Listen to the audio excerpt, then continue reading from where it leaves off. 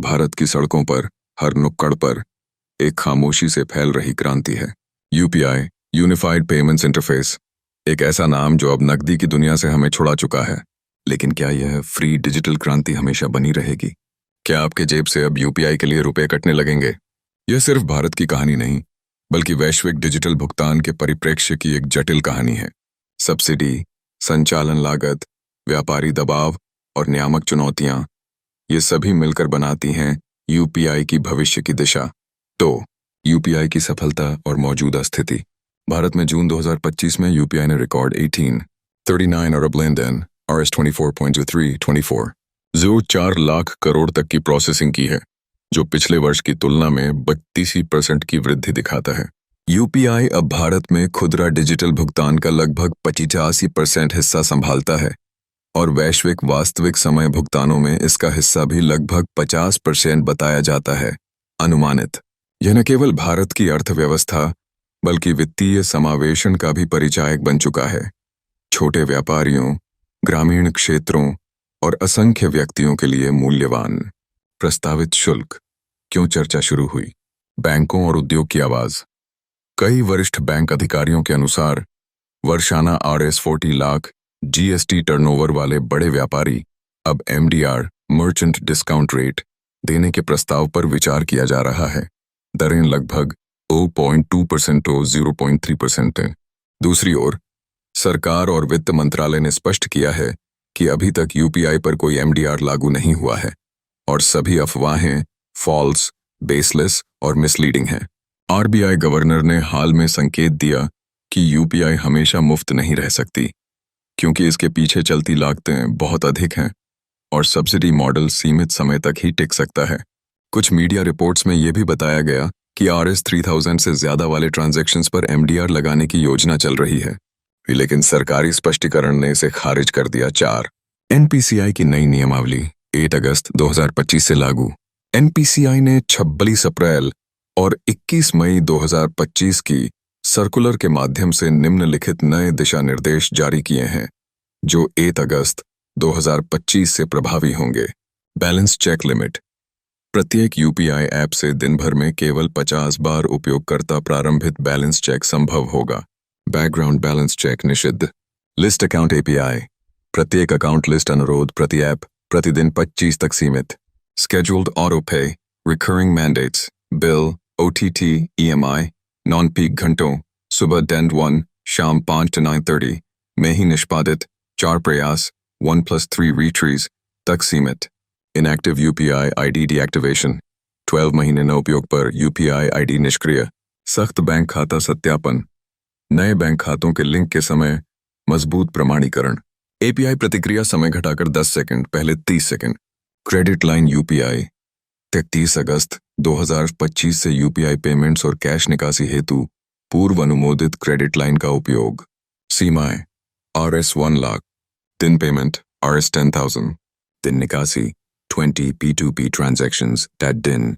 इन उपायों का उद्देश्य यूपीआई नेटवर्क को स्थिर, तेज और सुरक्षित बनाए रखना है, क्योंकि भारी लॉड और धोखाधड़ी की आशंका बढ़ी है।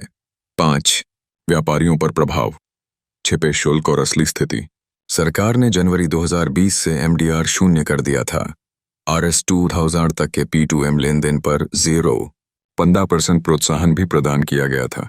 फिर भी कई पेमेंट एग्रीगेटर जैसे रेजर पे, कैश फ्री, पेयू, एज़बज़ ने अनुभव शुल्क, सुविधा शुल्क जैसे नामों पर व्यापारी से चार्ज वसूले हैं, जो एमडीआर नीति के अनुसार अवैध हैं। ये शुल्क कभी 2-5% तक पहुंच गए हैं और छोटे व्यापारियों को विशेष रूप से प्रभावित करते हैं। पीपीआईज, वॉलेट जैसे पेटीएम वॉलेट, अमेज़न पे आदि के माध्यम से RS2000 से अधिक लेनदेन पर 8% तक इंटरचेंज शुल्क लगता है, जो व्यापारी को ही देना होता है, ग्राहक नहीं। इसका नतीजा यह है कि छोटे व्यापारी डिजिटल ट्रांजैक्शंस पर शुल्क की बोझ झेलते हैं, जिससे वे अक्सर न्यूनतम बिल मान लागू करते हैं या नकदी की ओर लौटते हैं। 6 आरबीआई और वित्त मंत्रालय की स्थिति। वित्त मंत्रालय ने 6 जून 2025 को स्पष्ट रूप से कहा कि यूपीआई पर किसी भी प्रकार का एमडीआर या शुल्क लागू नहीं है। जो अफवाहें थीं वे पूरी तरह मिथ्या हैं। क्रियान्वयन नहीं, बल्कि चर्चा और सुझावों का स्तर बनी हुई स्थिति है। बैंक और भुगतान प्रदाता एमडीआर के पक्ष में तो हैं, लेकिन अभी तक सरकार ने कोई निर्णय नहीं लिया। हालांकि आरबीआई गवर्नर ने संकेत दिए हैं कि यूपीआई की स्थिरता के लिए ऑपरेशनल लागत को ध्यान में रखते हुए भविष्य में शुल्क की संभावनाएं हो सकती हैं। इन संकेतों से निवेशक भावना भी प्रभावित हुई। फॉर एग्जाम्पल, पेटीएम के शेयरों में 10% गिरावट आई जब अफवाहें फैलीं कि यूपीआई पर शुल्क लगाए जा सकते हैं, लेकिन स्पष्टीकरण आने पर कुछ सुधार हुआ। डांतेटी के वैश्विक तुलनात्मक परिदृश्य, ब्राजील, पिक्स, केंद्रीय बैंक संचालित, व्यक्तिगत उपयोग के लिए मुफ्त, व्यवसायों के लिए लगभग 33% शुल्क जो कार्ड शुल्क एवं 13% से काफी कम है। पिक्स ने जुलाई 2034 तक $5 ट्रिलियन लेन देन प्रति माह संभाले 105 मिलियन उपयोगकर्ताओं तक पहुंच बनाई। यूरोप, सीपा इंस्टेंट पारंपरिक सीपीए ट्रांसफर अक्सर मुफ्त। इंस्टेंट पेमेंट्स रेगुलेशन आईपीआर सहित एक समान शुल्क इक्वल फीस नियम 9 जनवरी 2025 तक लागू करना अनिवार्य है। पीएसपीज द्वारा प्रेषित और प्राप्त तुरंत ट्रांजैक्शन के शुल्क समान होने चाहिए तथा प्राप्तकर्ता सत्यापन सेवा मुफ्त होनी चाहिए। UK faster payment service FPS खुदरा ग्राहकों के लिए मुफ्त, कॉर्पोरेट ग्राहकों के लिए 2.50 लेन देन शुल्क लगाया जाता है, जबकि एफपीएस में सुरक्षा नियमों 50 की फिट्टीज लाइबिलिटी और $450,000 की अधिकतम प्रतिपूर्ति 7 अक्टूबर 2024 से लागू हुए। चीन, एलीपे, वीचैट पे विदेशी कार्ड से वायरलेस यूजर से अधिक के लेन देन पर लगभग 3% शुल्क लगता है। इस सीमा से कम ट्रांजैक्शंस पर शुल्क माफ होती है।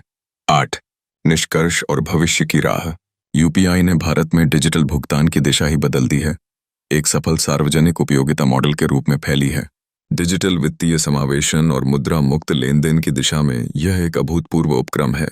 फिर भी इसकी दीर्घकालिक स्थिरता के लिए वित्तीय संसाधन संचालन और धोखाधड़ी नियंत्रण जरूरी हैं।